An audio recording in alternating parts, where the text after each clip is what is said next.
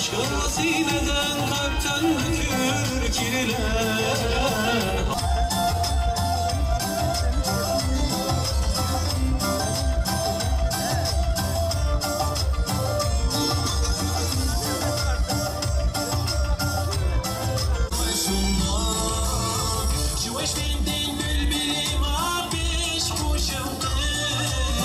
مجدتي وصارتي يا محمد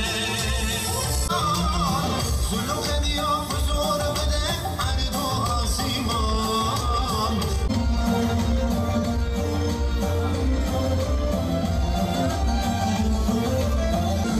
شرب الهجانا بالذكرى احباب محمد وانا روت يا حبا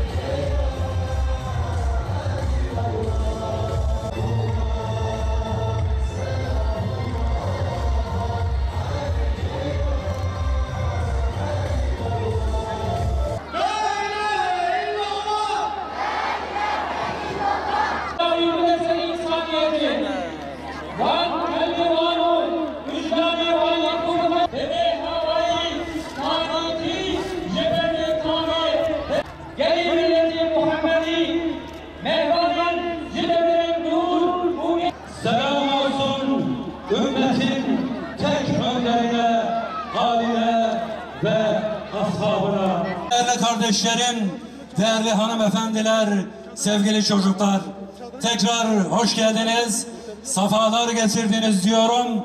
Gününüz şimdiden mübarek olsun efendim.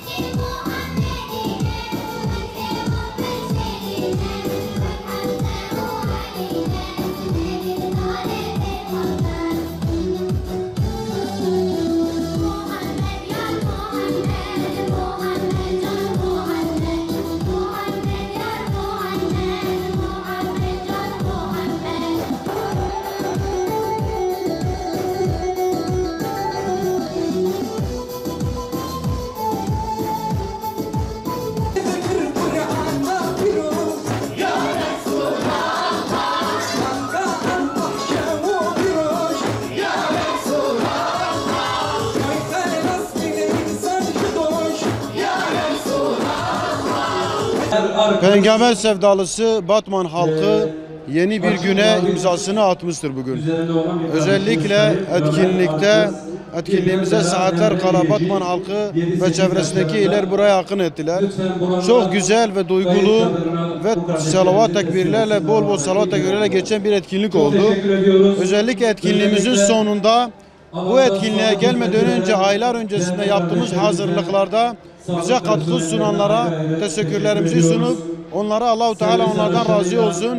Onları Havz-i Kevser'de Peygamber selamla buluştursun diyoruz. Özellikle buraya yolcuları taşıyan servis firmalarına ve hayırsever Batman halkına teşekkürlerimizi ediyoruz. Aynı zamanda buraya gerek su ve yiyecek getiren Batman halkına yine teşekkürlerimizi ediyoruz. Buraya gelen bütün Batman halkının yanında ayrıyeten katkı sunan herkese teşekkürlerimizi ediyoruz. Sunucularımızdan tutun, konuşmacılarımıza kadar, ilahicilerimize kadar herkese teşekkürlerimizi sunuyoruz. Eğer burada birilerinin ismini zikretmemişsek, unutmuşsak onlardan da Allah razı olsun diyoruz. Haklarını helal etsinler. Peygamber Sevdaları Vakfı olarak bu yıl 12 etkinlik yapıyorduk. Bugün itibariyle Mersin ve Batman'ın etkinliği bitti. Geçen hafta Cizre'nindi. Önümüzde 9 etkinliğimiz daha var. Bütün Peygamber sevdalısı halkımızı bu etkinliklerimize davet ediyoruz.